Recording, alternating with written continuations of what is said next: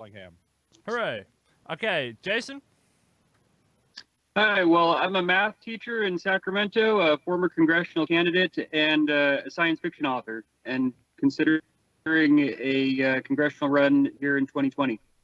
Fantastic. Eray?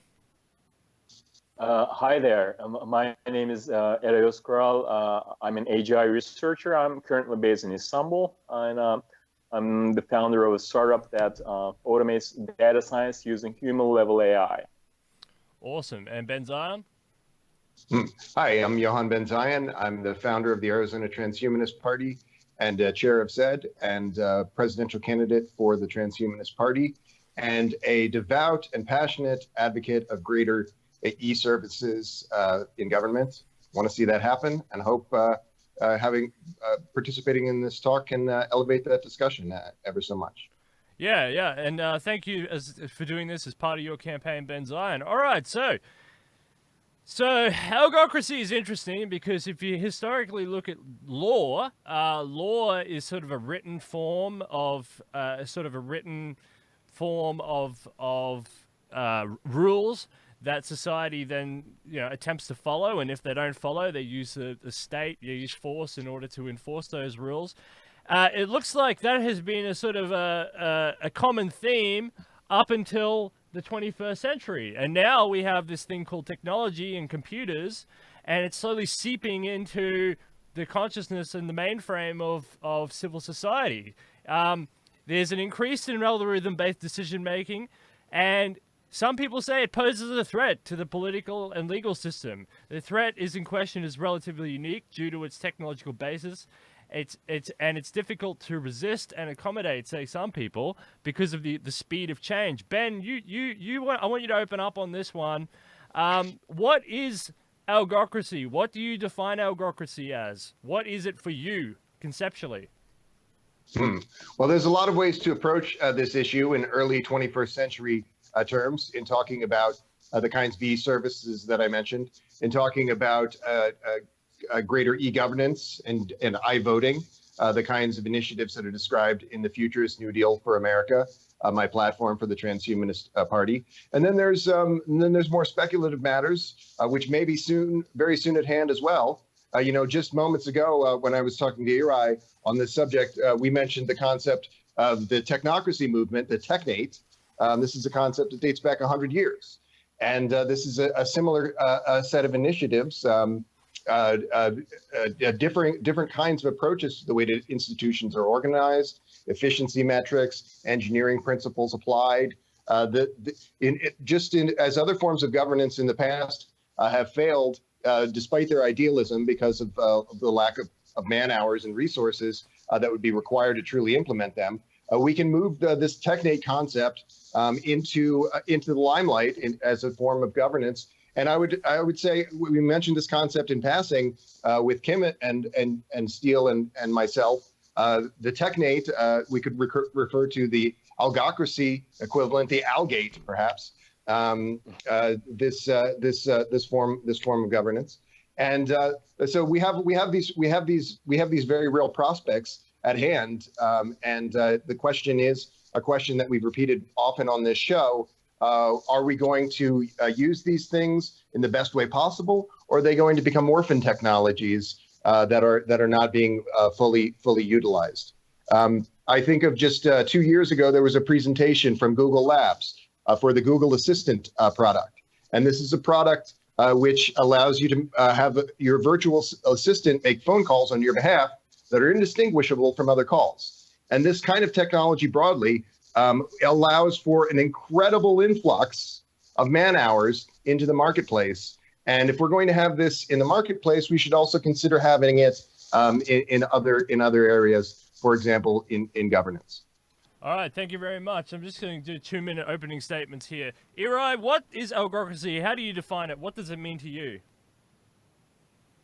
Well, in my opinion, it should be considered as transparent processes that are somehow decided by the democratic body, but then automatically run things, like say like the Department of Agriculture could run using AI technology.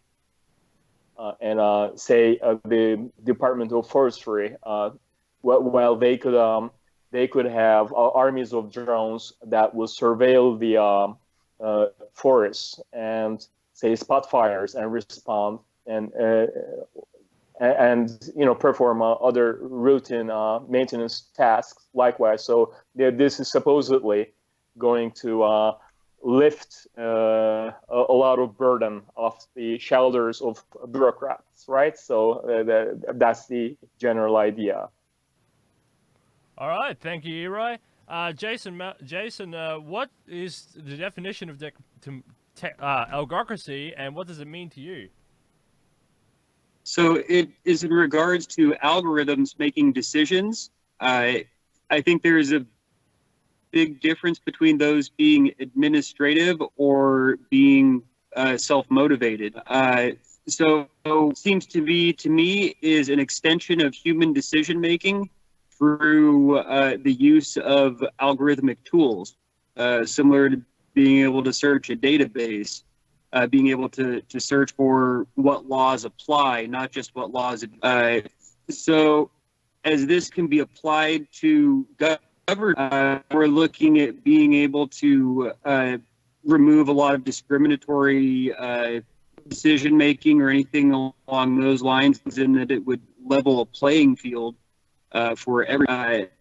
I think it can create good and bad issues with that, but it's kind of like to government. The ability to use algorithmic tools is kind of like what a calculator is for an accountant, just to be able to get the big and be able to apply effective measures. All right, thank you, Jason. And Daniel Hoyel, you're our constitutional lawyer. And will you have a job? That's my other question. But no, what is the definition of algocracy, and what does it mean to you?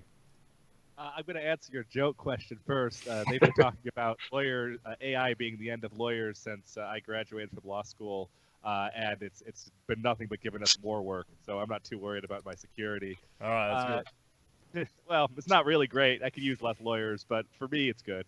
I think that it's like that governance by algorithm. It can mean a lot of different things depending on how big you're thinking, how many things you're going to turn it over to, and it raises some really interesting legal issues because our whole framework of law in the West is based on idea of due process and a right of appeal, and what does that appeal mean, and how do you argue against an algorithm that has made a decision? Who do you go to after that? I think it raises some very, very interesting issues. All right, thank you. So I actually grabbed a definition that I thought was suitable. And I said the term algocracy can be used to describe as decision-making systems in which computer-coded algorithms structure and constrain the way which human beings interact with those decision-making processes. This is from Agnesh 2009. Though algorithms has been around long before computers, though used to involve far more human input than they do every day. So that's the definition that I grabbed out of Agnesh 2009. So let's go back. Daniel, do you think that Lois, like Eray was saying, it's going to take some burden off of bureaucrats? Do you think that there is this ability to burden share, especially with lower courts? Things like speeding fines, drunken disorderly, things that don't really need to go up the chain very far because they're just sort of processes. Do you think there's a burden sharing ability there with algorithms? Oh, there certainly is. And I'll tell you, algorithms have already infected all sorts of areas of law. I mean, if you get into a car accident, and you want to make a claim against your insurance in all likelihood is plugging in a bunch of different factors relating to your accident to determine what is a fair payout. These things already are happening. It's just privatized. You'll also, you are seeing some matter of automation happening in courts, but they're quite slow with it. I think in all likelihood, the first the first places you're going to see it being used in governance is going to be things like permits, construction permits, traffic tickets, sort of lower level, things where the stakes just aren't very high and where maybe a little bit of inaccuracy is fine. I mean, on a societal level, if 1 out of every 10 parking tickets or traffic tickets is wrongly adjudicated, that's not going to be the end of the world. Things get a lot more hairy when you start talking about more major cities and where people are actually hurt. That sort of thing. Somebody has a loud noise coming through. Is everything okay? Somebody it's not has me. Yeah, I'm not anything. Somebody does. Okay. Anyway, Google is sabotaging our chat. No, I don't. I think Google likes this chat. I think it likes this chat. Google wants more. Google is evil. So Jason, do you see burden sharing within within the algorithm world between courts and things like that? Burden sharing. Yeah, I think that the ability to use technology to do a lot of is very apparent, not just with algorithms, but with physical things as well as which algorithms cover. So yeah, I think that the ability to not have a court decision boil down to who is paid more for a better lawyer, but to be able to view all the laws at the same time and have a non-discriminatory decision based on the current legal structure, that can happen through algorithms as opposed to who hired the right lawyer. And I think that's much more the spirit of law and justice than how it's translated through a capitalist system. Yeah, absolutely. Can I interject? Yeah, go for it, Eray. Yeah, so that's an excellent point because one very obvious advantage of using algorithms in governance is transparency. So we can supposedly check the inputs and outputs and the process of anyone can check it, and this can be recorded. And so this would actually increase democratic accountability. It would help matters in that regard, but also to enable the kind of legal automation that you just talked about. You need artificial intelligence, so that can't be a simple algorithm. If you're actually going to review past legal cases, or of course you're going to need an AI that can understand language. So that's a lot of work, but it is ultimately doable. All right. Yeah, I agree. Meaning, like, if there is a consequence that could be, a range of different years or something like that a judge would put out from having an understanding of that person or the criminal's background and how to make the best person you can out of them, basically, would be something that a general AI may be able to accomplish. Even sufficiently complex, sufficiently competent natural language processing system might be able to assist in that matter. Given time, of course, not the present systems, but let's say in the near future, the AI system might be able to do that, and also take into account so many court cases that are relevant to that case, and this comparative legal analysis is probably beyond the scope of many cases. There simply isn't sufficient time to do it, but with the Algocracy, that suddenly becomes feasible. So that would be a major improvement, actually.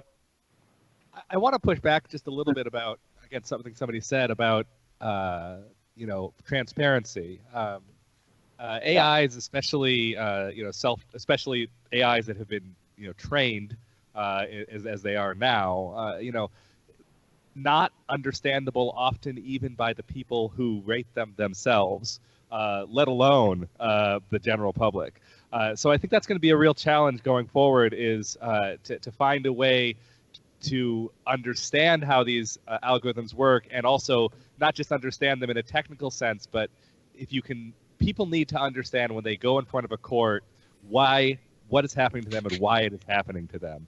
And I think the computer said so is probably not going to be a very satisfying answer for people. Like, why is my kid going to jail for 20 years? Because the computer said so. That's, nobody wants to hear that. So I think it's going to be a real challenge for programmers to find a way to make these algorithms actually transparent. And I don't know how that's going to be done. Well, sorry, I was the one who talk about transparency. So that's a real problem in deep learning, but there are solution methods. It's an open problem, basically. It's called Explainable AI. So somehow you need some kind of transcript or some kind of explanation that the AI gives you. So it can tell you which steps it took or what it paid attention to, so people can check, right? So it will need that explainable AI technology here, but it is, of course, at a very a low level of conceptualization. That legal system is going to require a lot more than just deep learning. So it's going to be a hugely complex system, the way you put it. But deep learning will probably play a role, especially if you'd like to analyze language. All right, so that seems to be a natural gap. Okay, so there's going to be a rise of these algorithms from a different sets of data, different sets of forums, and these include big data, the Internet of Things, surveillance, data mining, and predictive analysis. Ben, you haven't spoken in a while. Big data, the Internet of Things, surveillance, data mining, and predictive analysis. Do you think that AI can do these things well? Yes, I think that it can do all of these things quite well, and increasingly so. The kind of the predictive analysis thing in legal terms kind of probably sets some people's teeth on edge, Minority Report concerns. But by and large, I look at these concerns as the lower probability events. Daniel was speaking of a very real concern, but by and large, the failings of our, and speaking specifically of the legal side of things as opposed to the broader governance side of things, the failings of our legal system, like we haven't replaced the bail system or other kind of brutish institutions that are part of this, and that's partly this problem of not just having nearly enough man hours to do all of this stuff in a little bit more elegant way, and this kind of thing tends to solve that. These other concerns, I think of it a little bit in terms of the trolley problem with self-driving cars. It is disconcerting to imagine that an AI is making life or death decisions of this kind. But by and large, the net effect is that instead of having 35,000 deaths a year, if we have a full driverless system, we have a tiny fraction of that in the hundreds or something. And I'd imagine we would see a similar kind of a change in more user-friendly services and less sluggishness, and just being able to better do the job and do jobs that we hadn't even actually thought we could do because of these advanced algorithms. Jason, you work with numbers. Do you see efficiencies coming from big data, the Internet of Things, surveillance, data mining, and predictive analysis? Yes, and in that they're all digital, there is also the potential of fraud for most of those things. When it comes to what we accept that we could get from the computer, meaning like transcripts of existing laws, then it's not just because the computer said so, it's because the computer is citing the existing laws. And just so long as those can be cross-referenced, it should hold the equivalent voicing as whether it came from a person or not. And here in the United States, we have, determining whether a corporation can have the same rights as a person, which has been decided so, and there's a lot of backlash against. In that it's currently something where a corporation is able to represent as a person, why would a program not be able to represent as a lawyer if it's an incorporated thing? So currently we have what appears to be a legal structure where we'd be able to use those types of things as legal representation. Although that might change in the future as we determine what is a person and what rights they have in regards to the courts. But yeah, I think that as society's evolving along with all of these technologies, there are different layers of potential observation that could contribute to passively or as it kind of comes to a head in passive motion through court judgment in regards to the forming of society and how to best raise ourselves as humans. Eray, you look like you want to jump in there. Maybe. So that's the post-humanist loophole, right? The corporations have some rights. So supposedly, say if my company succeeds in building a fully autonomous intelligent agent of sorts, and if you have a legal entity in US, sort of like a person, so it would automatically assume some rights and could even engage in some business, even legal business. So this loophole currently allows a legal firm to use AI to do some legal work. That's absolutely true. Yeah. That's like I said, every big insurance company is already doing that.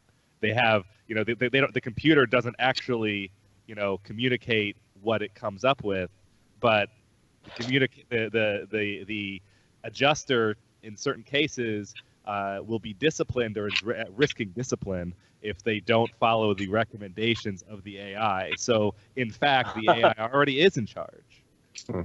Yeah, and that's curious, right?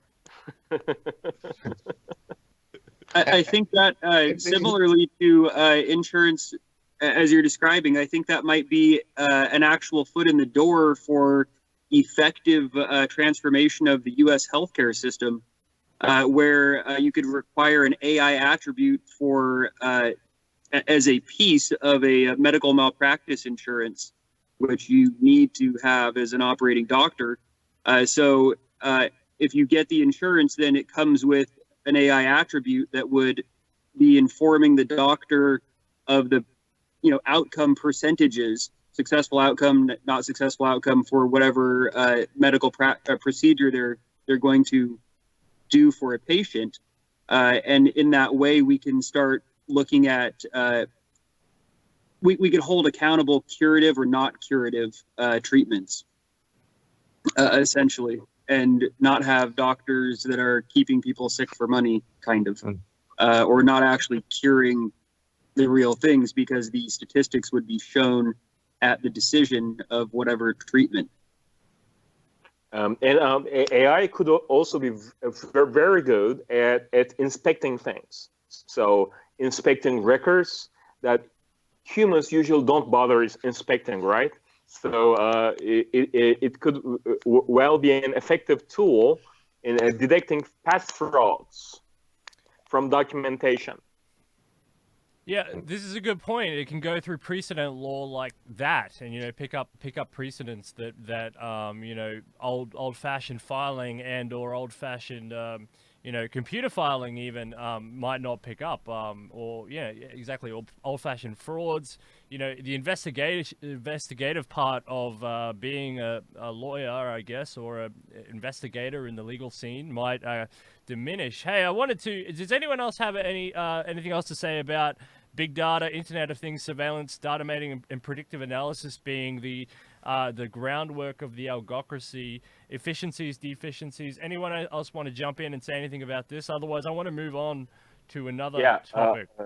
I do. Yeah. So there are obviously privacy concerns there. So as you know, people are very worried that Facebook has been stealing all of our data. So we actually don't know how far this has gone. And we don't know if the US government is actually using that data or not either, right?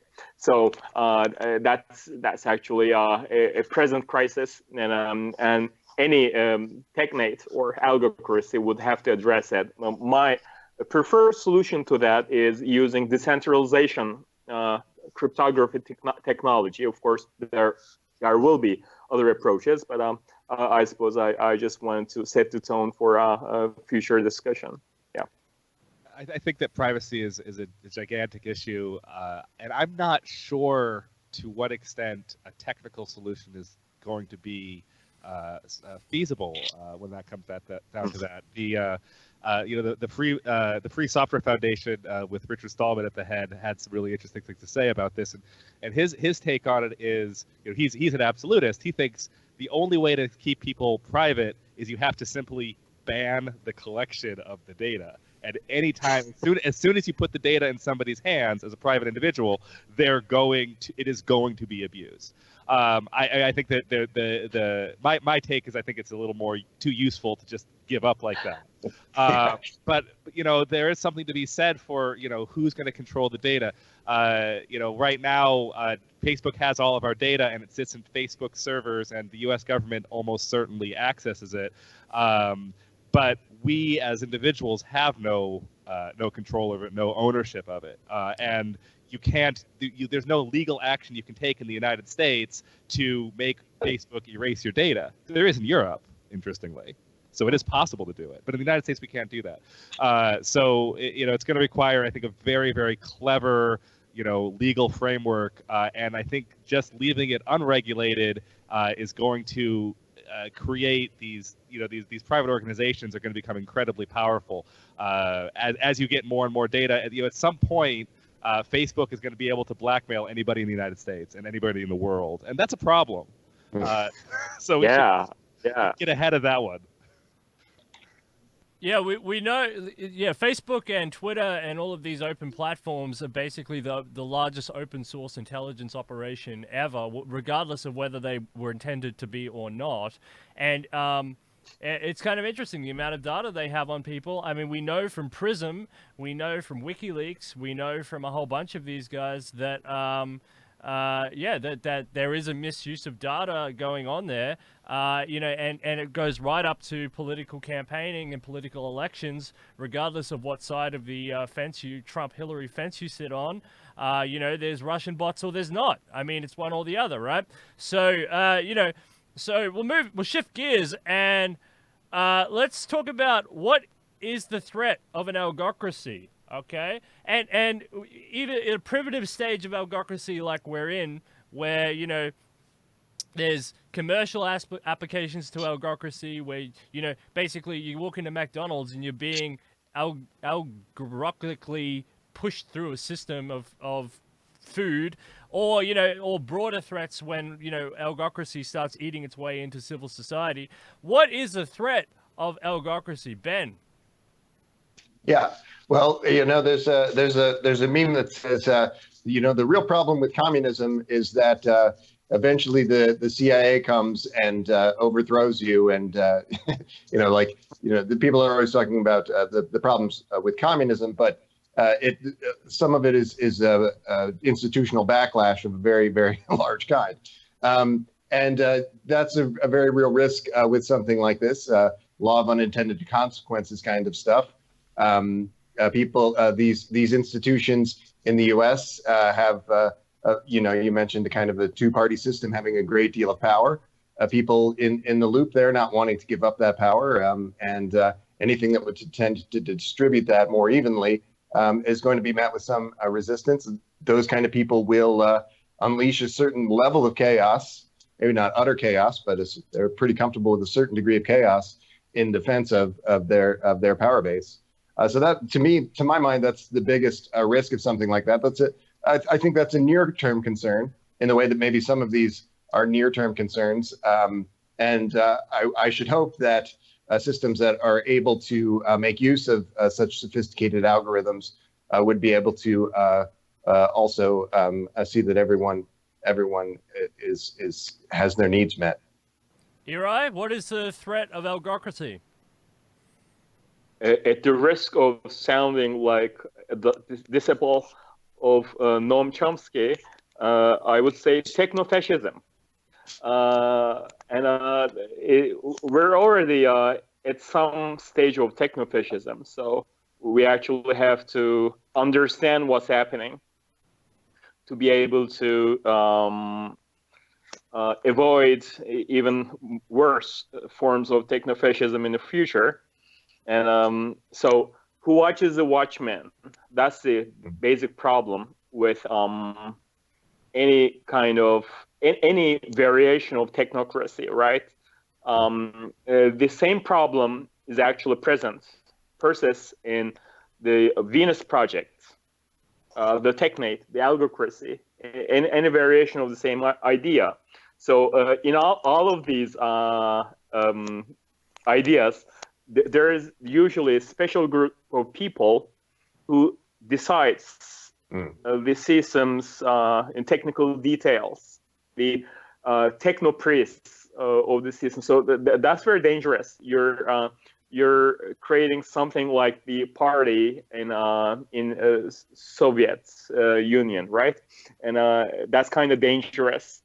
Therefore, I think the problem is, are we creating the technology that gives people more liberty or less liberty? So I'm also going to sound a little like Richard Stallman, but that's the basic issue: the liberty.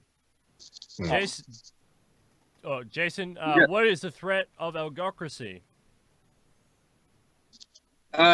For reactionary software to immobilize a society or government function. That's your answer? Yeah.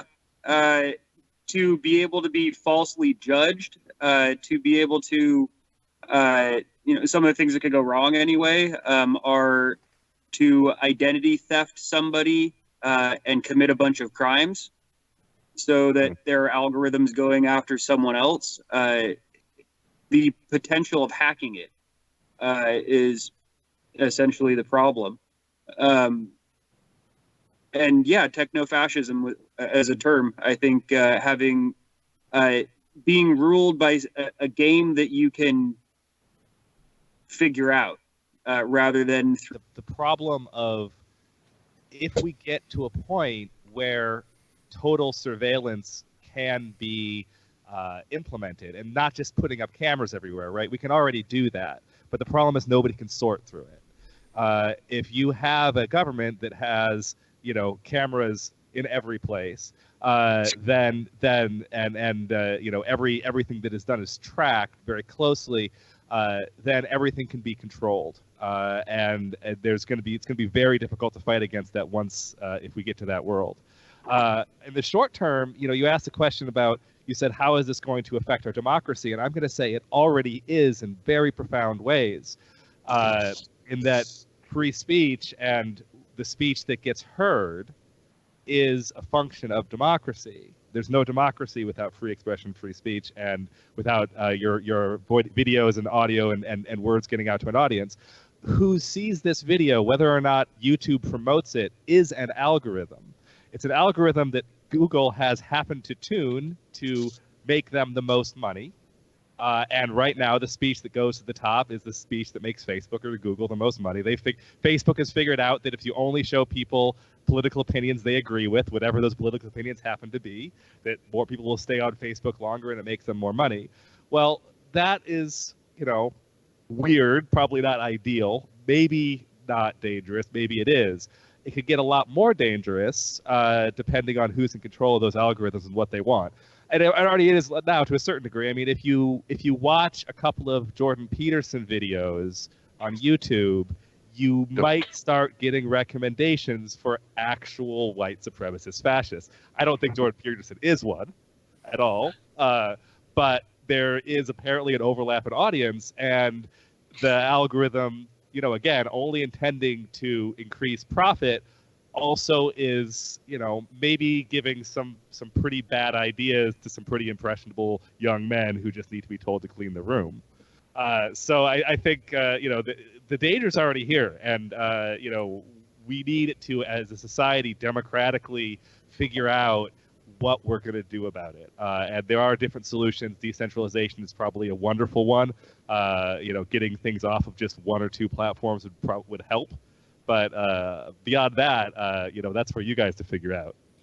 I like that answer a lot. It covers a lot of different threats, and these mind threats, where people get logged into these algorithmic loops of, and it's just something that always happens to me. I like one thing, and then bang, I get flooded with the same thing, and it starts to change your perception of the world. And you have to be really, really careful about what algorithmic input you have on your Facebook feed or something like that. So. That's a good threat, and that's a really legitimate idea. This sort of lone wolf radicalization done through algorithms. It's a really interesting idea. I got here that public decision-making processes ought to be legitimate. Most people take this to mean that the processes should satisfy a number of proceduralist and instrumentalist conditions. In other words, the processes should be fair and transparent, whilst at the same time achieving good outcomes. The problem with algorithmic systems is that they tend to favor good outcomes over transparency and fairness. This is the threat they pose to the political legitimacy. Because of their efficiency, I guess. See, Lady Justice is blind, right? Anyone want to expand on that?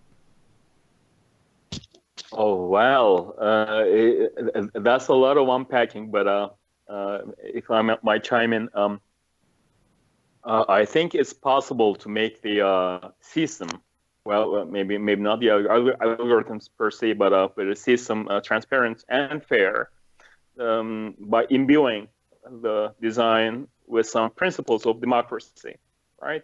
So it can't be just any system. It has to be designed from the ground up with respect to those principles.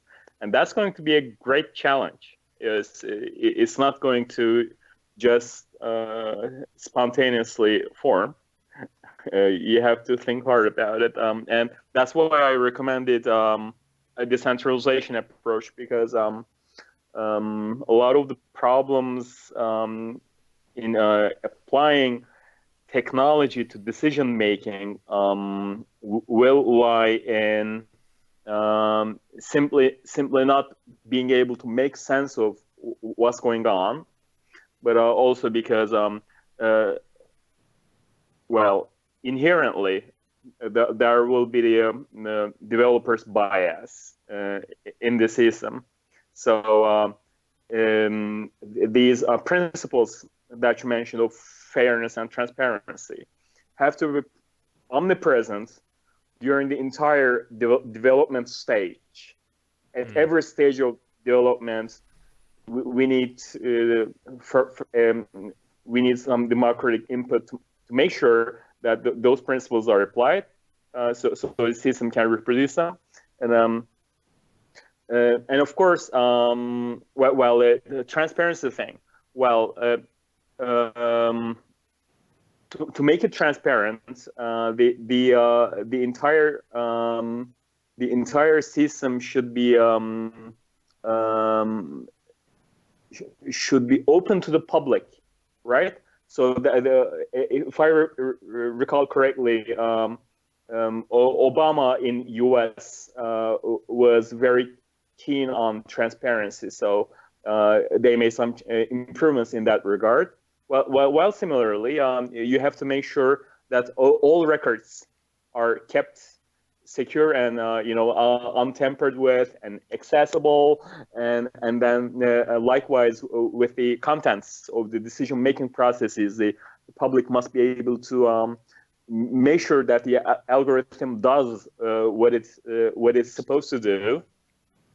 This should be able to the public should be able to verify it independently, and these all sound like cryptographic problems to me. So there are some solutions to these in cryptography. So there are some technical solutions, say such as homomorphic encryption that allows privacy of computation, but it allows the computation to be publicly verified. So even when private data is concerned, you can make sure that the algorithm runs correctly and is not tampered with. So you will need this cryptographic protocol-based technology throughout the whole system. That's my prediction.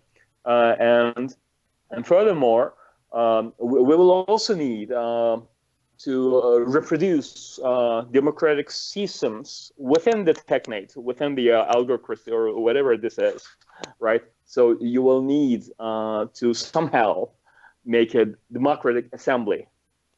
Eventually, we will need that. And it will have to run on technology, but that's not owned by a private company. And I think that's very important. Is that just open source though? Is that all that is? It's just the open source network? Well, an open source decentralized network would be ideal, right?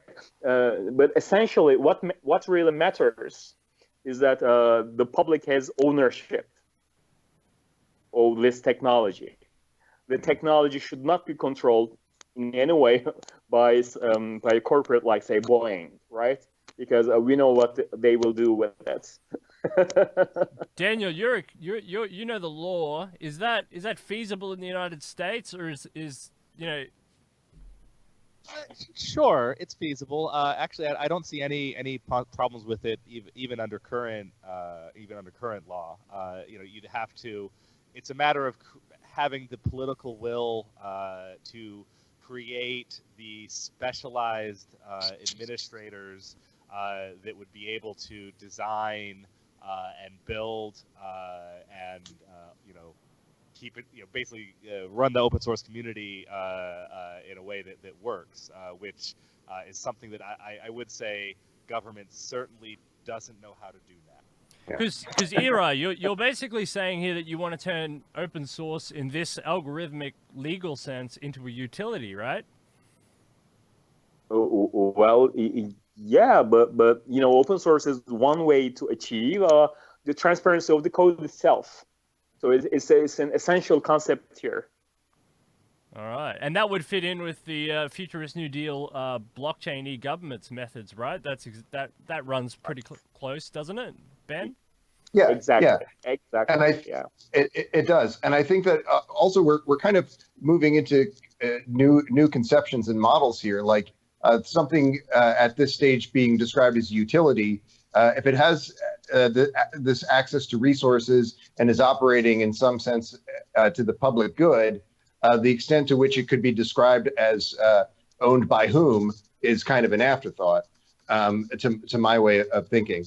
I think that people recognize the danger of not doing this. Even people, we talked about the level of creep of techno-fascism by the power of these corporate big data entities, Facebook and many, many others.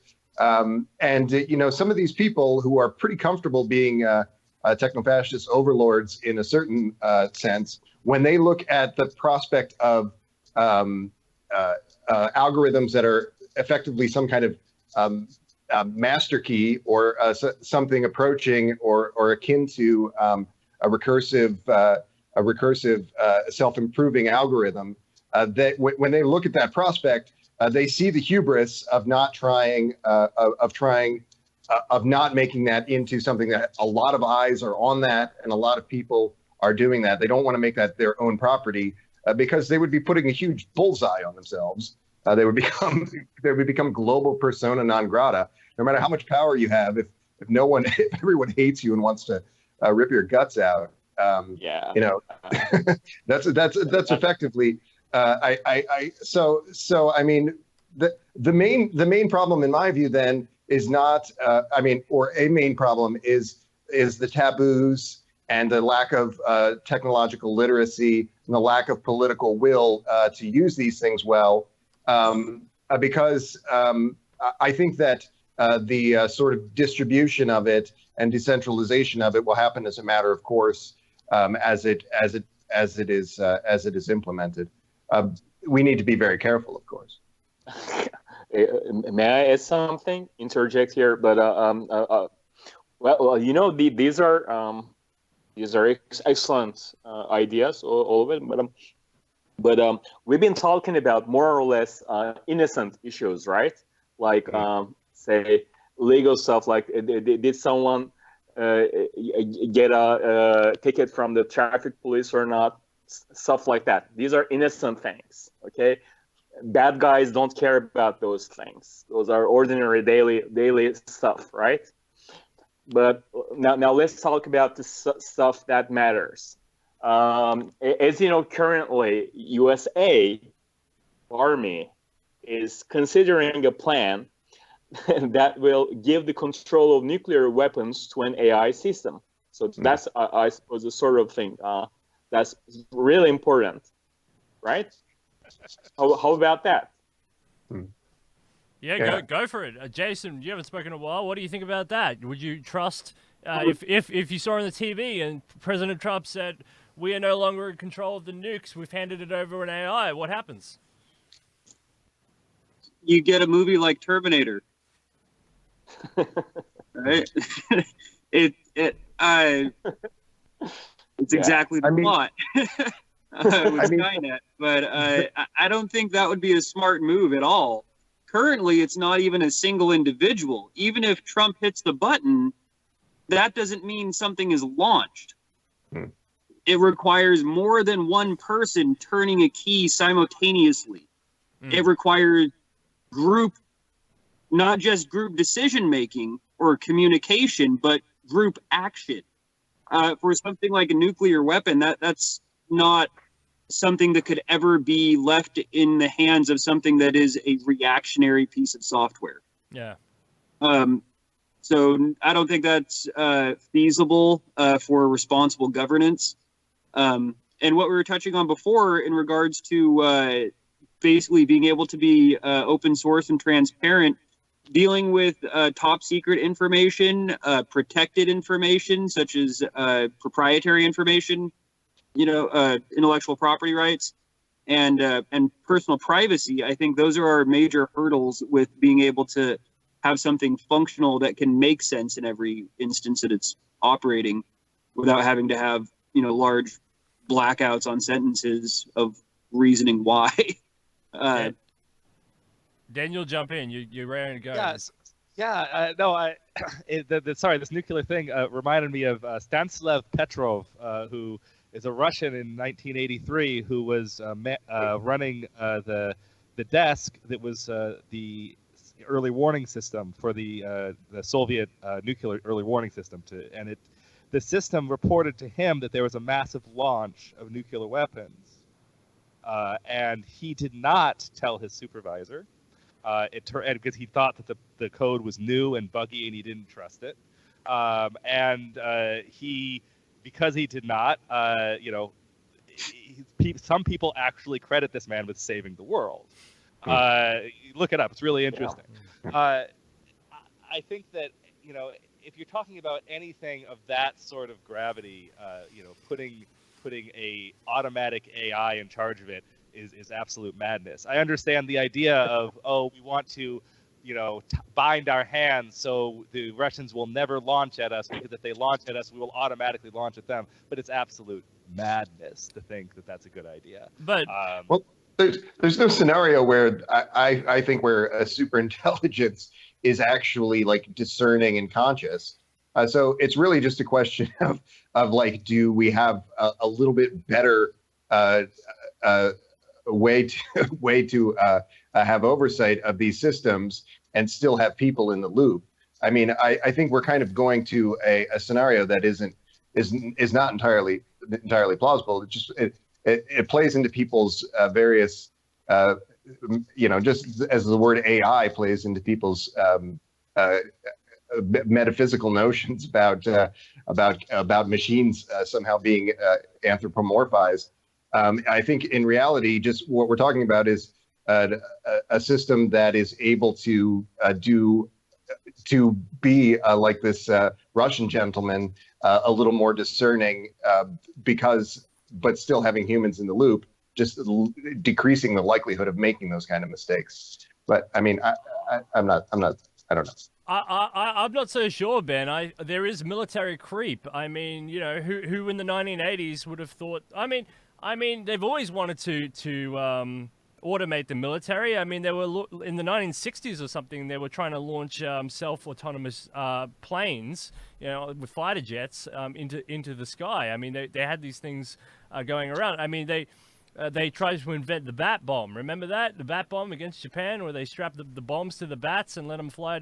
I mean, they've been trying to use automation through animals and automation through computers any way they can. And now they have drones that are pretty much automated. I mean, in a way, a self-flying drone stopped World War III because, you know, Iran shot it down. It was a $160 million drone. Trump said, well, you know, it's just a drone. You know, it sucks. It's an American asset. Costs a lot of money. But you know what? We're not going to invade Iran over a drone. In that way, the robots saved, you know, because if that had been a person in a fighter jet, I mean, that's a different scenario, right? So, but military creep in general, I mean, Eray jumped way to the top, but military creep in general is an absolute issue because when you go to the very bottom and you're talking about soldiers and units, you're talking about saving lives, you're talking about saving limbs, you're talking about saving healthcare costs, you're talking about saving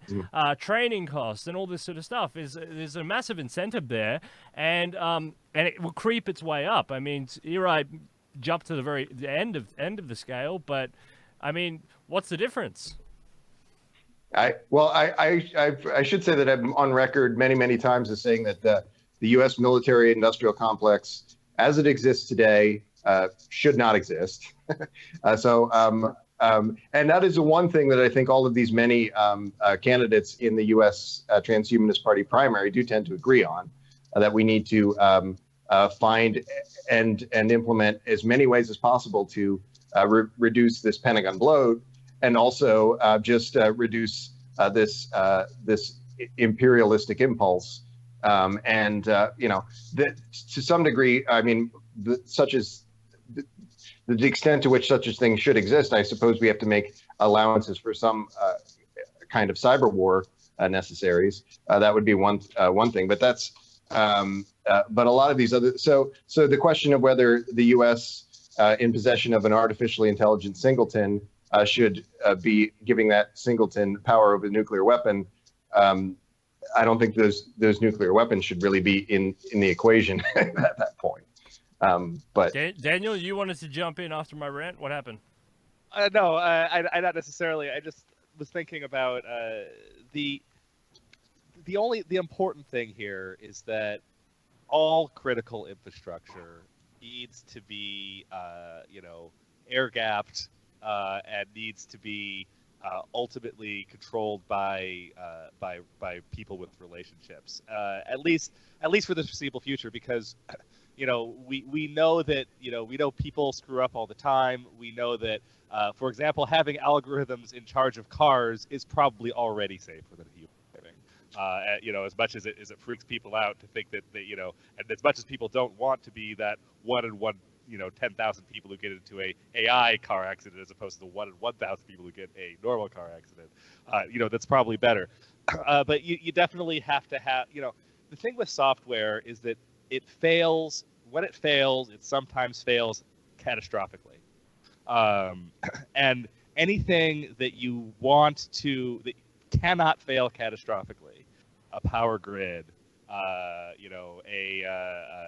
nuclear weapon, needs to ultimately have humans or a series of humans necessary for any sort of major change.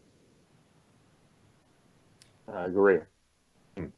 Yeah, and I think that again it comes down to a question of like having this kind of resource at your disposal is a very good problem to have.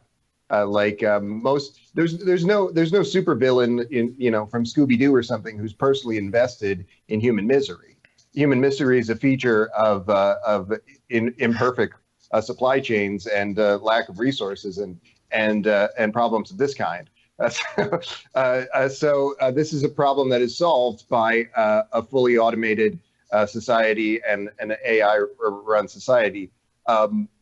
There's no reason that I would see for putting the brakes on this, but there is every reason, of course, to having all of these discussions and be talking to people who have insights into how this could actually be implemented, like Eray, as much as possible.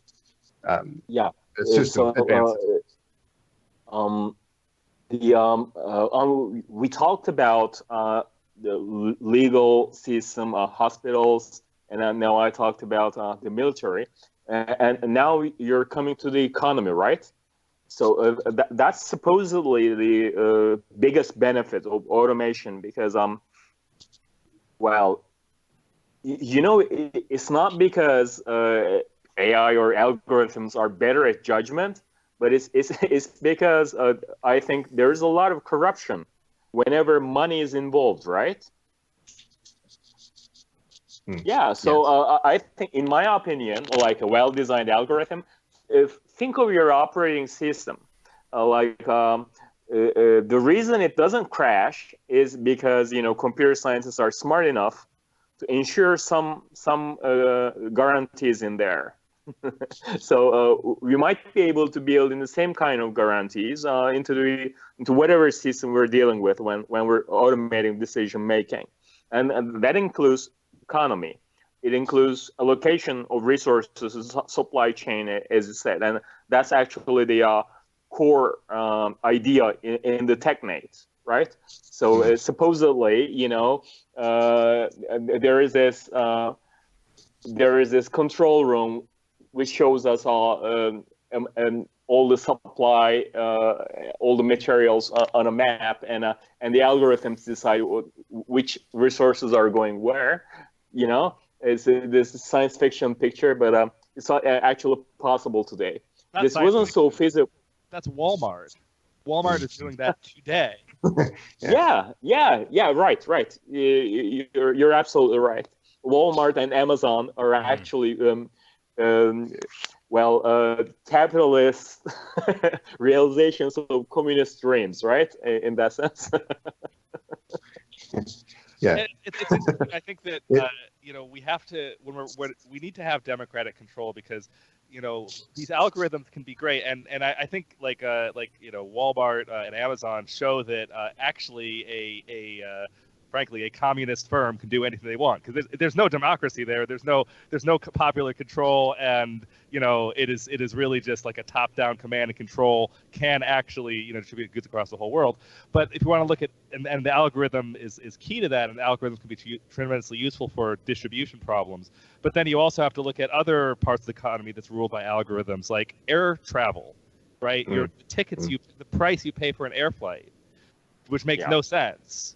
Or it makes it much sense if you want to, like, you know, make sure that your airplanes can extract as much money as possible from the populace, and that's why the prices are the way they are. That's why some of these that's why, you know, it could an airplane could be half full and taking off in 2 hours, and it's still $800 to travel, you know, whatever, 1,000 kilometers, because they figured out that, you know, on average they can, you know, get more money that way, not fill more seats, get more money.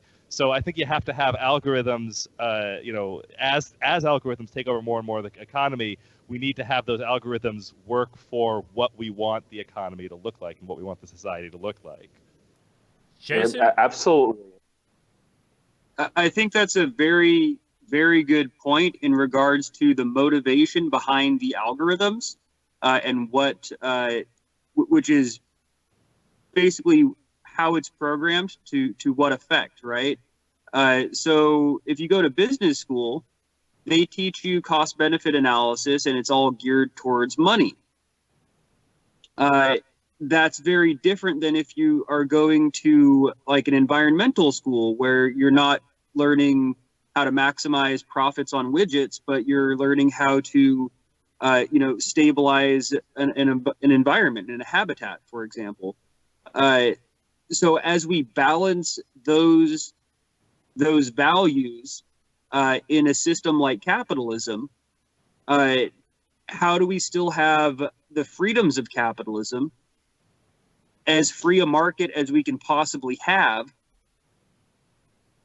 but not not be subject to dysfunction, except for those who can afford whatever it is it might be.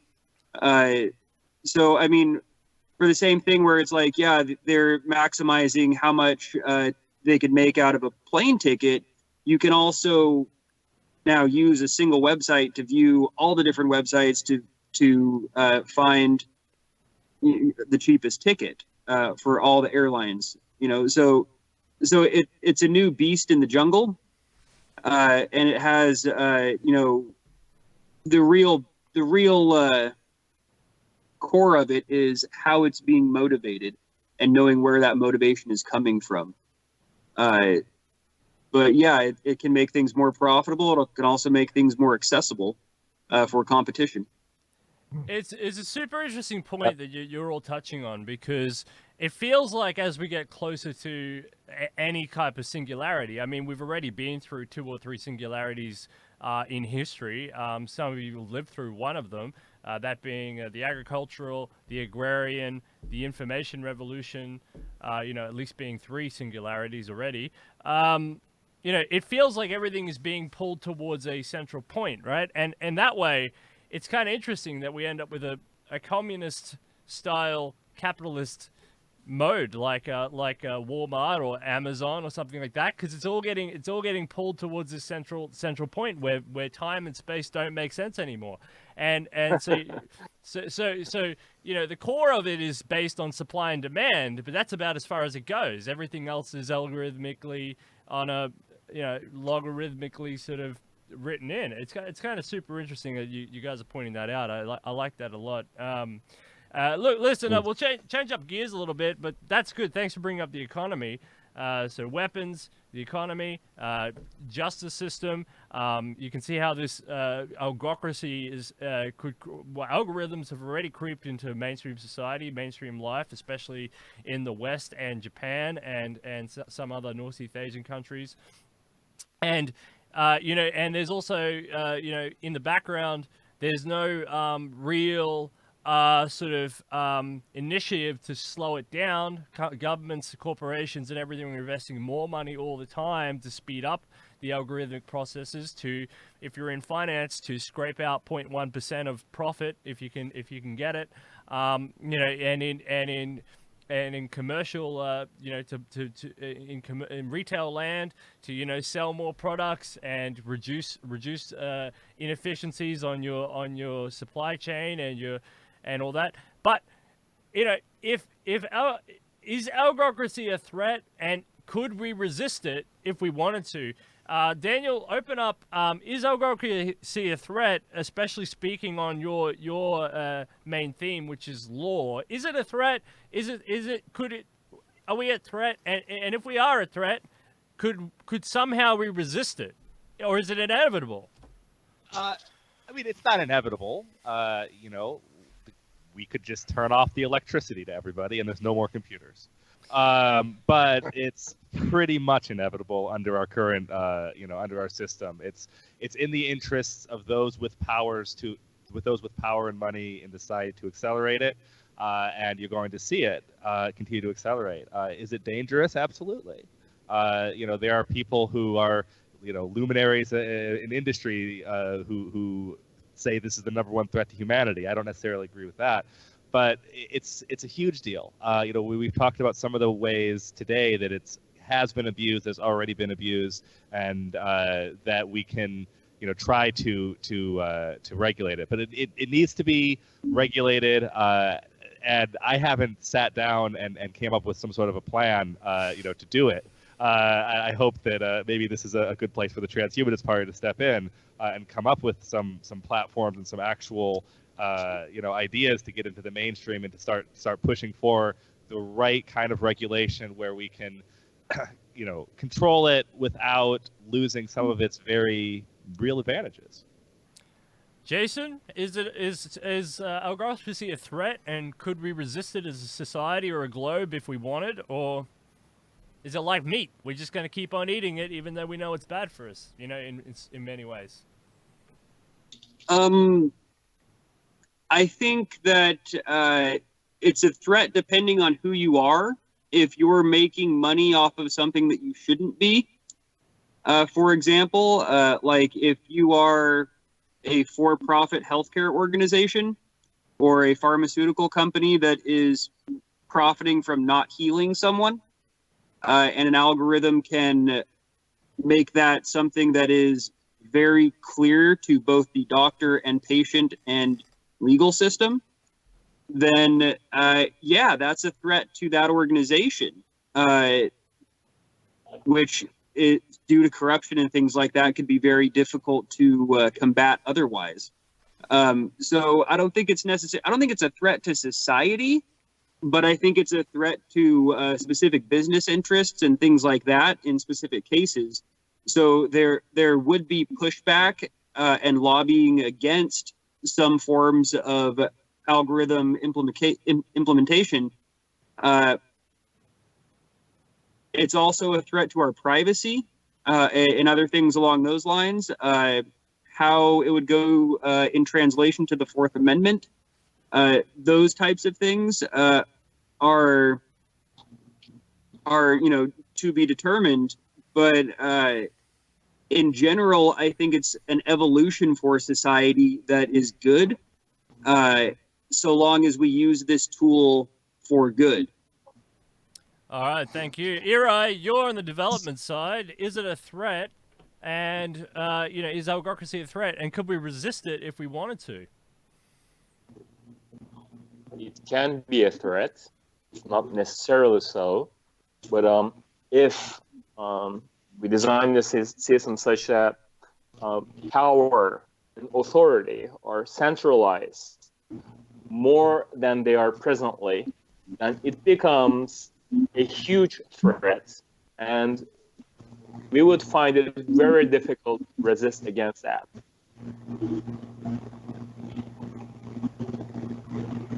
It would basically be the dystopia of 1984. All right. Thank you. Somebody's got their somebody mute their microphone. All right, thank you. That worked. All right, Ben. Can you guys hear me? Yeah. Is Algocracy a threat, and could society resist it if they wanted to?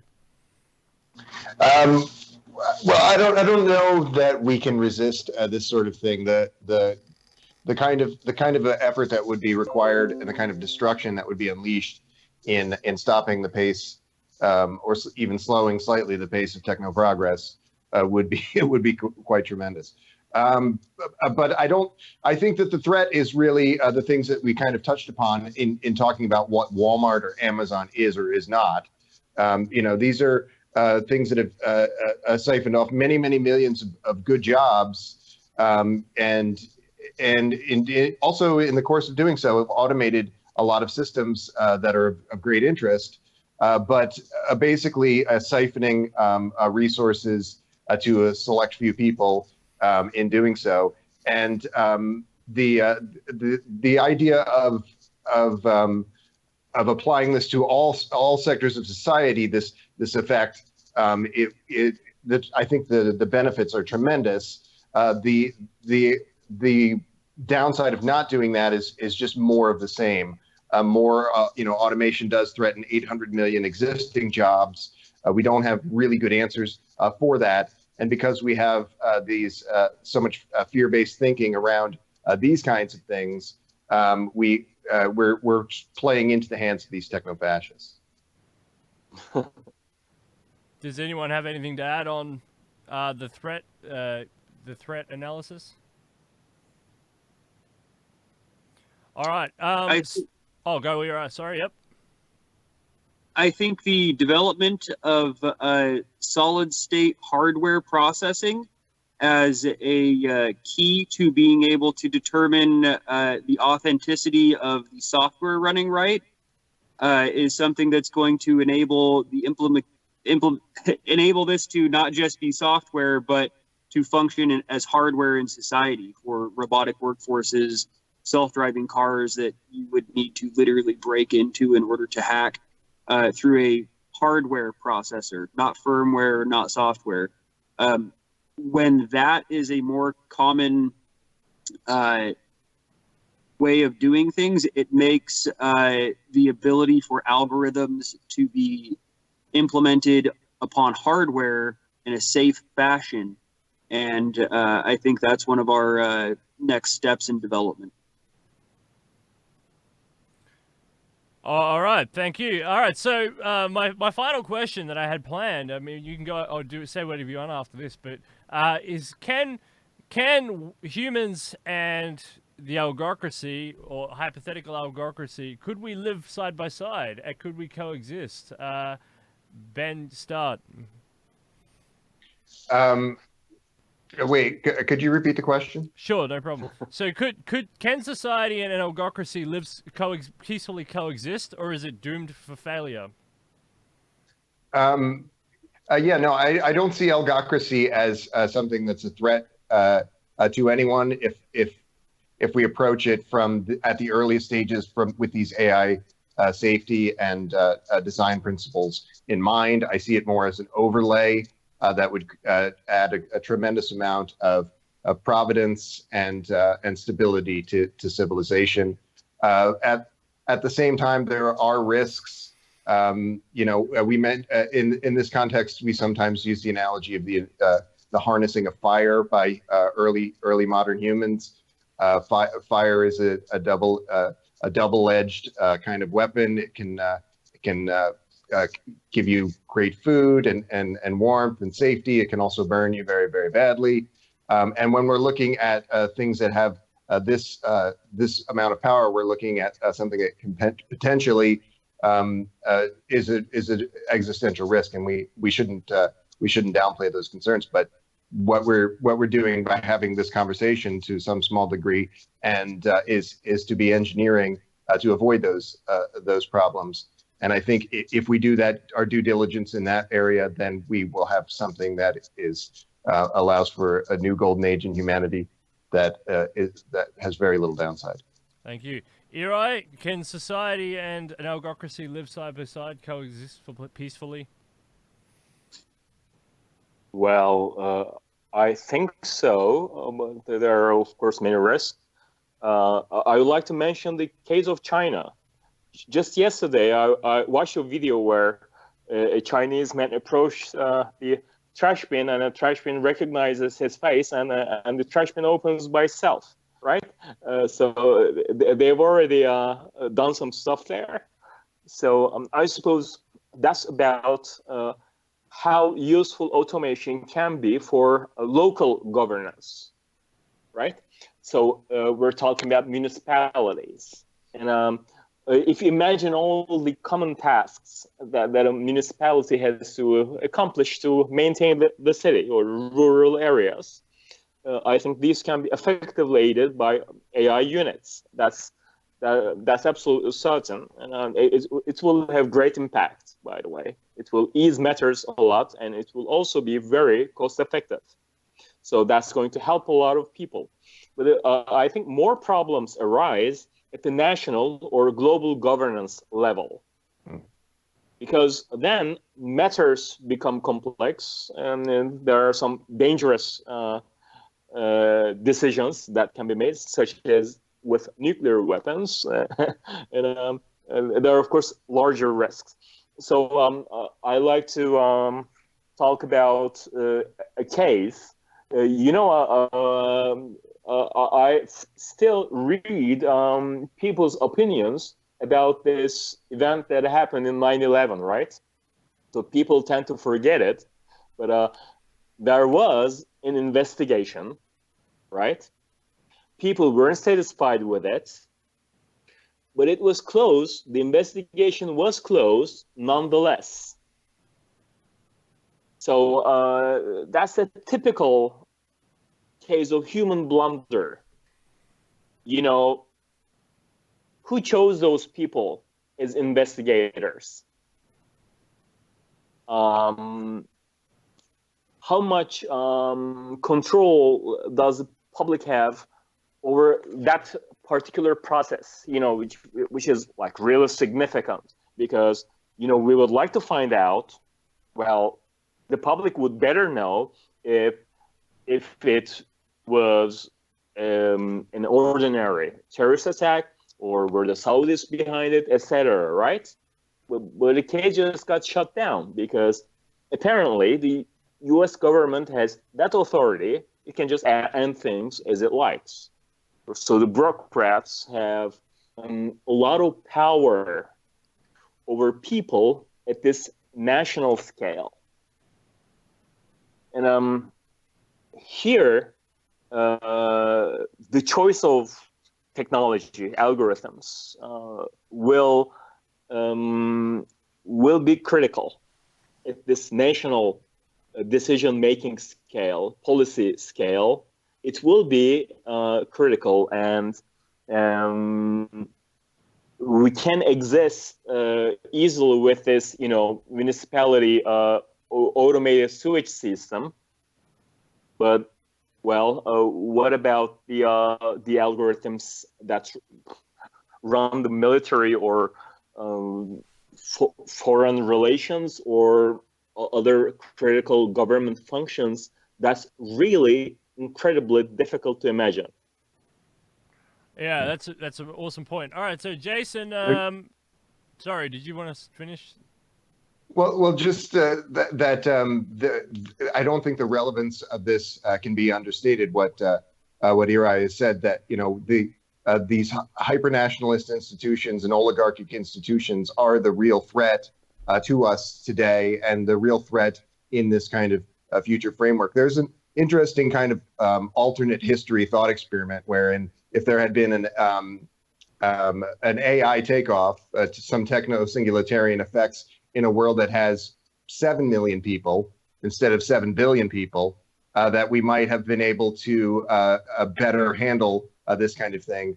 And that's not some kind of Malthusian concern. It's just like an assessment of what nation states are and are not in the present day. Jason, can civil society and the Algocracy coexist? Can they get along? Yes, but it's also so long as the Algocracy slowly develops, is patient, and learns humanity thoroughly before making effective decisions. For example, I mean, some people could be having some kinky sex with handcuffs. That doesn't mean it's rape. But if someone is handcuffed and raped, there's a big difference. So the ability to have algorithmic determination of those things that are very, very fine lines sometimes from a perspective of a computer, how do we make that happen? And I think it's going to take a lot of patience, not just on our part, but on the part of the algorithms that are getting to know humans in regards to what is culturally acceptable or socially acceptable, or what is okay where, and what is a human rights violation versus not.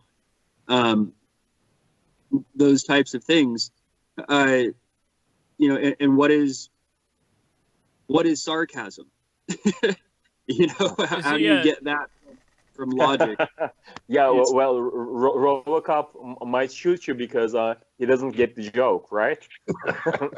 Of course, a real cop might shoot you because he doesn't get the joke too. So I'm not sure how. Yeah, I'm equally worried about that one. Those guys already exist. But Jason, you're making a really good point here. In fact, like, and Eray is the other. You're the other side of that. Is who's writing the definitions, who's inputting the data, and what is it learning? Anyway, Daniel, same question. Can the Algocracy and society coexist peacefully? Can they?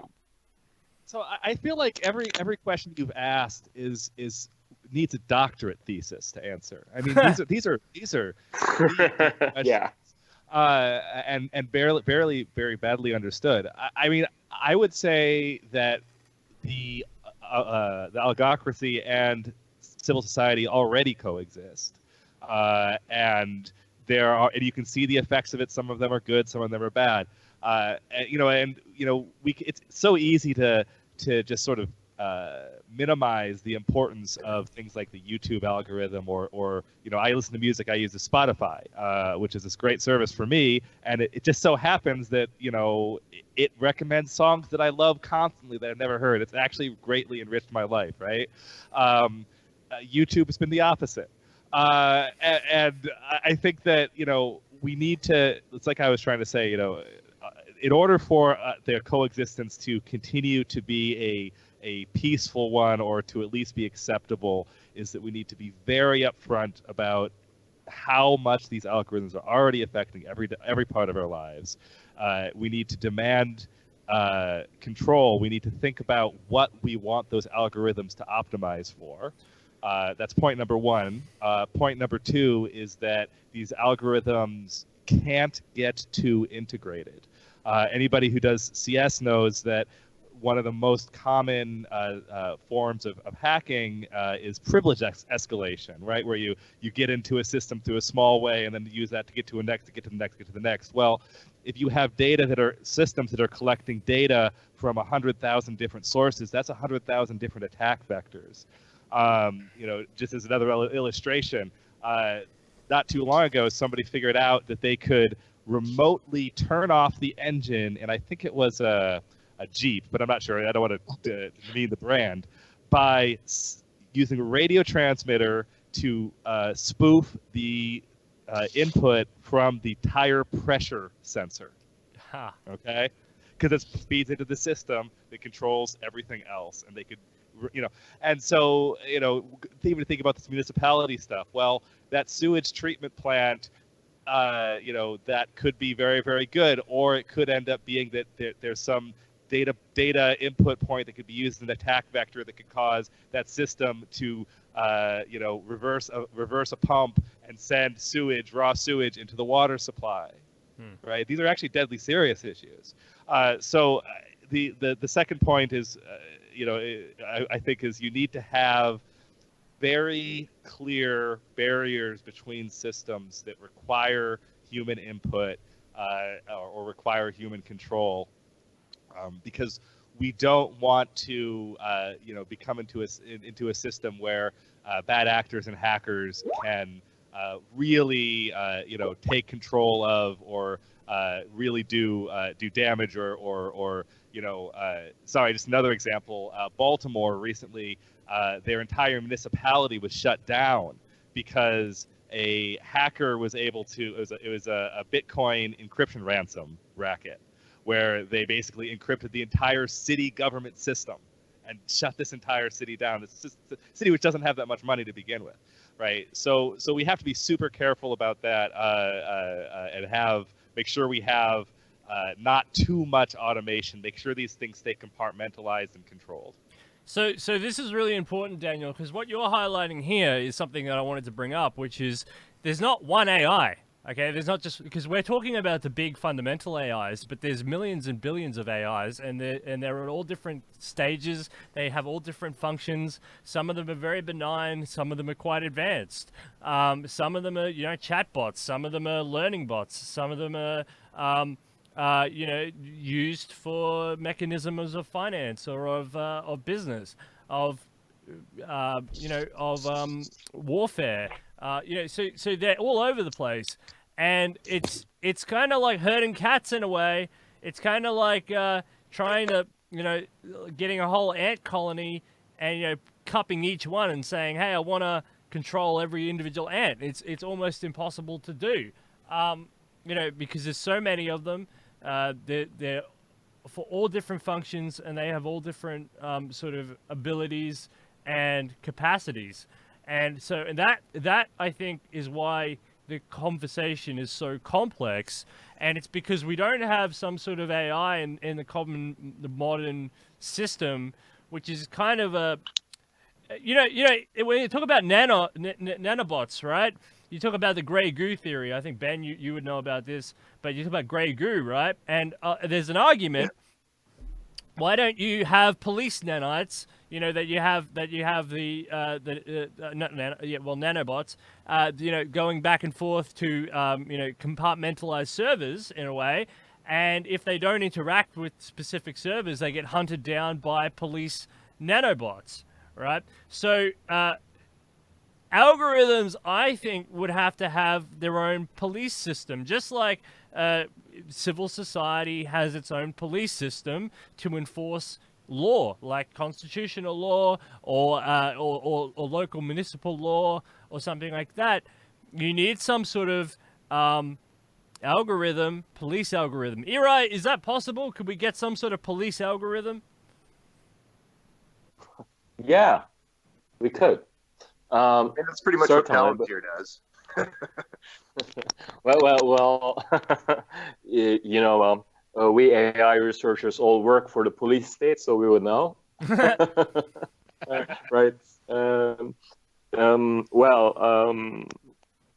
Well, first thing, what Daniel said, I think, if you have to interact with humans, it's true that the AI the system, algorithm or whatever system, would have to discern these, commonsensical things that are obvious to us, but not so obvious to us, to machines presently. So they would have to be intelligent, they would have to be AI units, and they would have to know about ethics, right?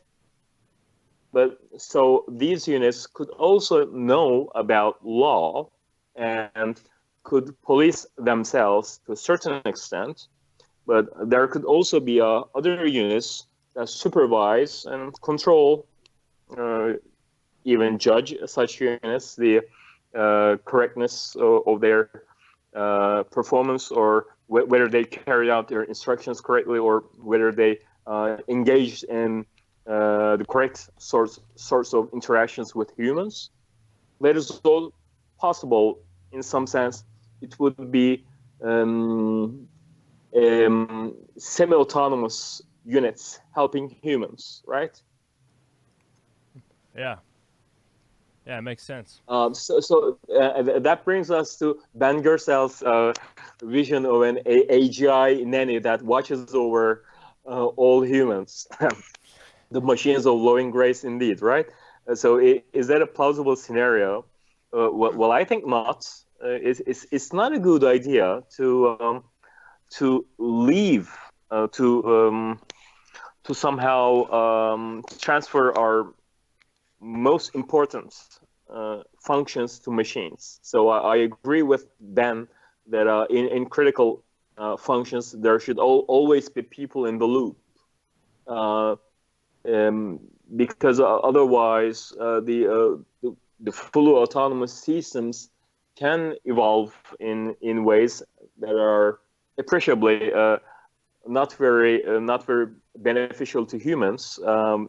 I don't view the AI doomsaying scenarios as plausible, but still, simply because the machines weren't trained in the right way, or weren't given the right information, or simply weren't programmed correctly, they can make a lot of mistakes, and these can accumulate. These mistakes can accumulate, and as another speaker said, can result in the blockage of the society. It can bring the society to a standstill, or a catastrophe. Anything can happen, really. So the idea of police AIs supervising or enforcing the correctness of other AI units is plausible, but as a technological step, we first would need AI systems, AI units, agents, robots, whatever, that can understand human problems. And we are certainly not there yet. So we would have to begin with systems that don't understand these human problems. But eventually we'll get there. I get it, of course. Until we get there, we get at this technological level, of course, there will be many intermediate steps where machines might be able to engage in some meaningful interactions with humans, but not all. And it's a very, very good problem to have, the one that we would describe in the Ben Goertzel kind of the description of this as a super intelligent network of oversight of human needs. You know, that's basically a system that can, if it becomes feasible, can sustain a universal longevity escape velocity that can sustain human welfare at a very, very high level indefinitely. Now, maybe it's a little bit of a fanciful notion, but, you know, I've had conversations about this in a somewhat more earthbound context recently with Jason and with a number of other people in podcasts. So Paul Spiegel is kind of pretty knowledgeable of this. But, you know, again, people are saying, are you always talking about Estonia? But, you know, like Estonia has this e-governance system in place. They have all manner of services and digitalization integrations throughout all facets of society. And as a result, and also by virtue of their small size and a relative lack of other special interests kind of encroaching on what they're doing, they were able to begin to digitize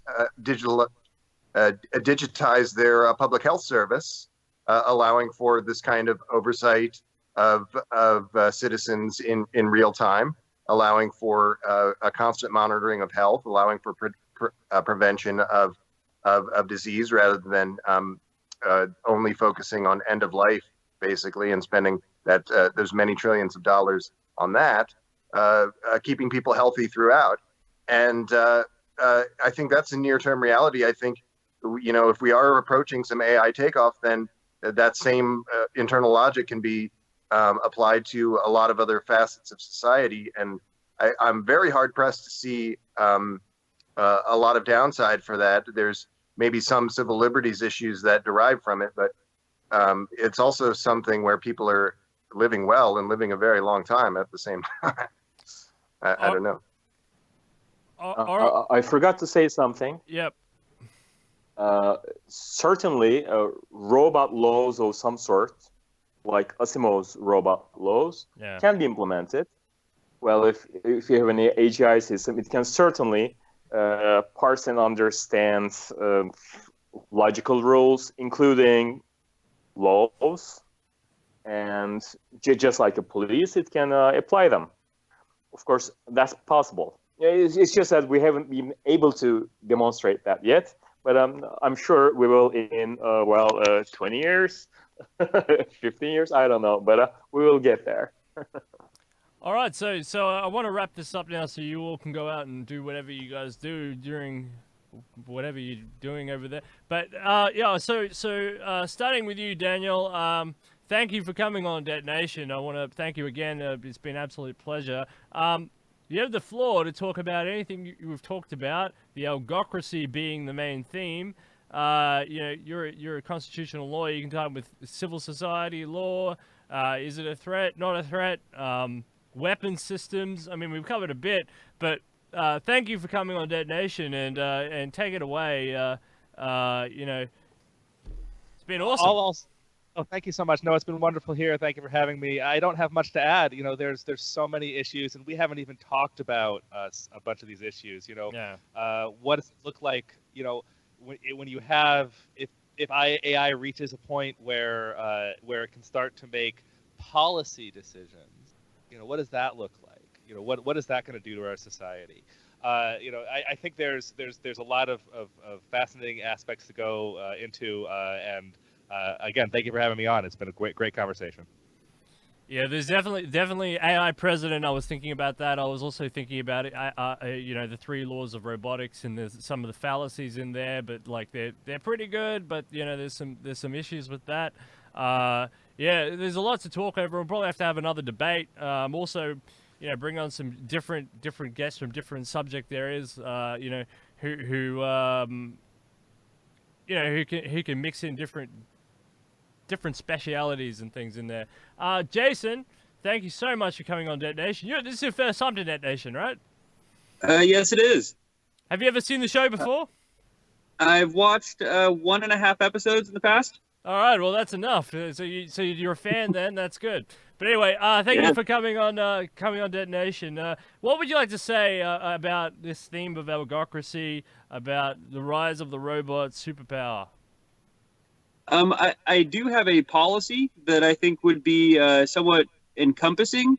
That if you have a U.S. Constitution, you could pencil in at the bottom maybe, which is that every citizen would have the right to one equal share of the automated labor force, an equal vote for what it does or does not do, and a fair share of what it produces as a whole.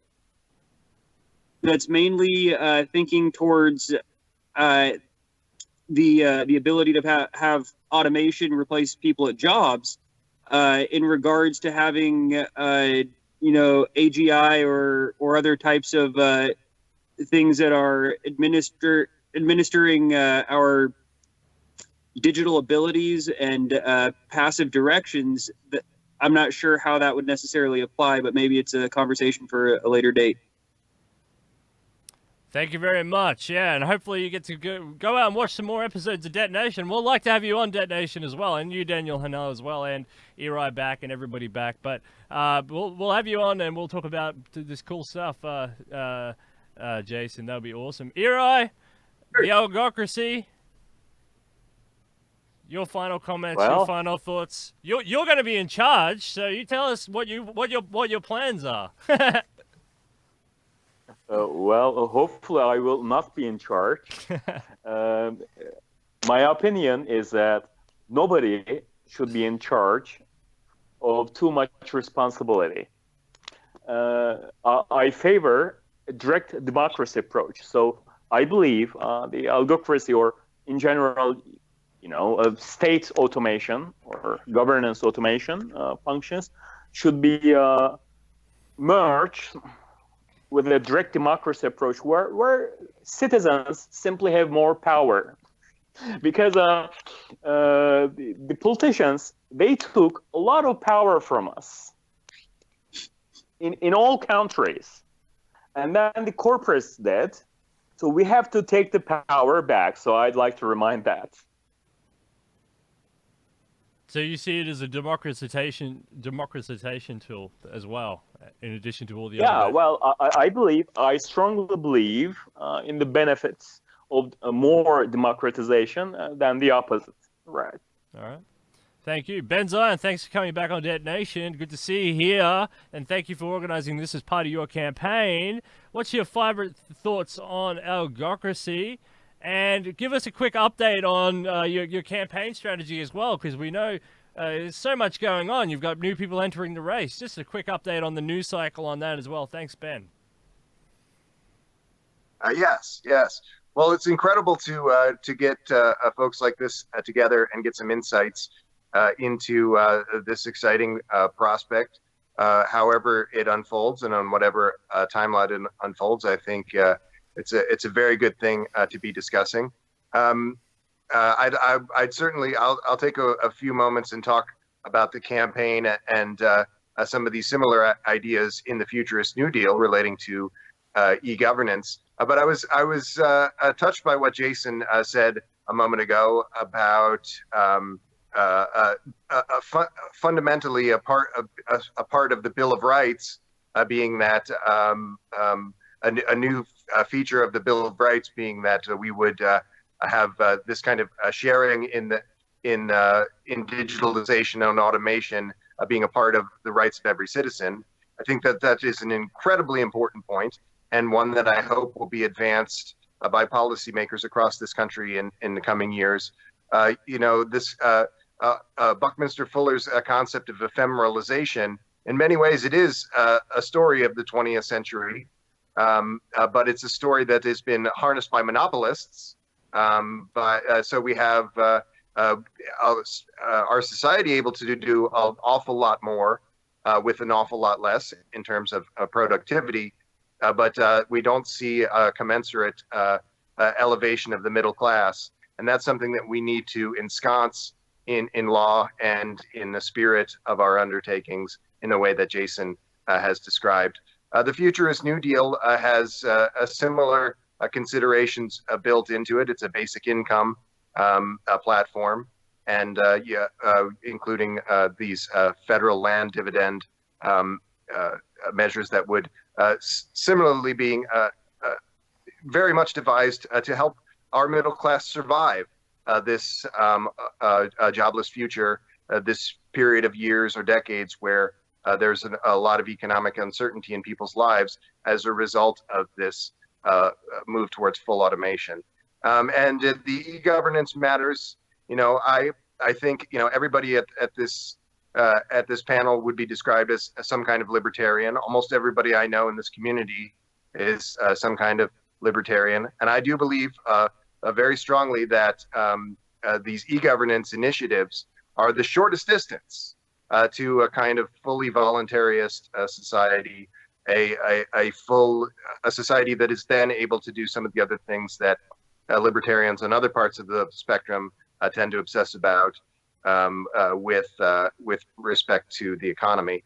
But those people, I think they're shooting blanks because they're not trying to build actual initiatives towards to those ends.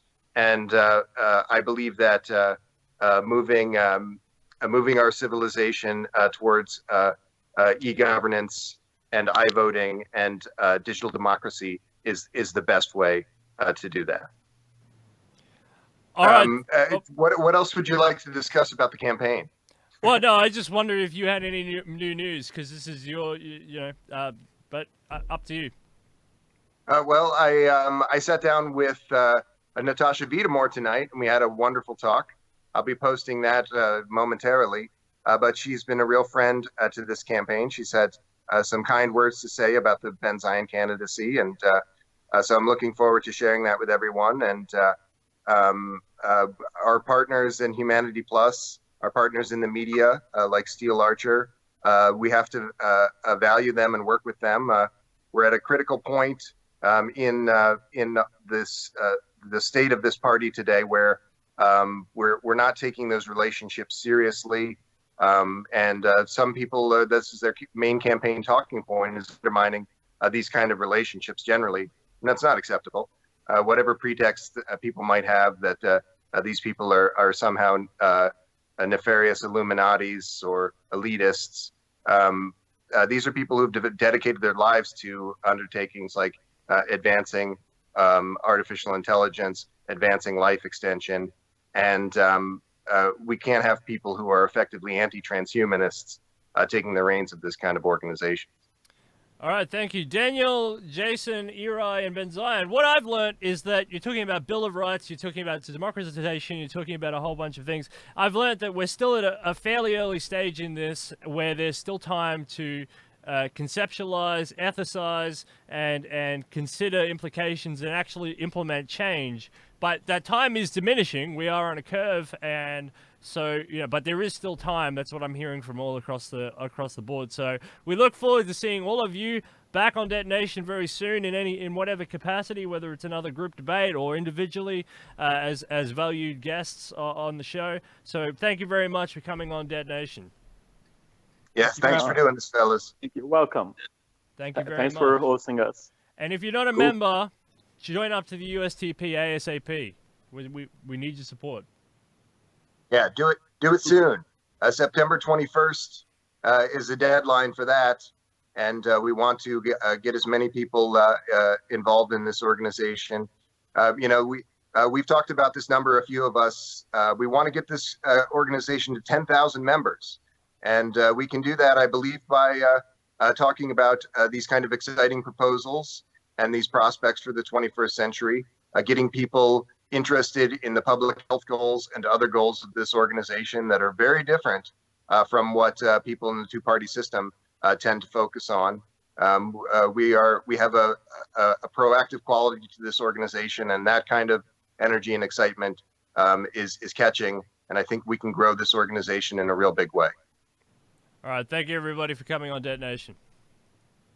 Thank you.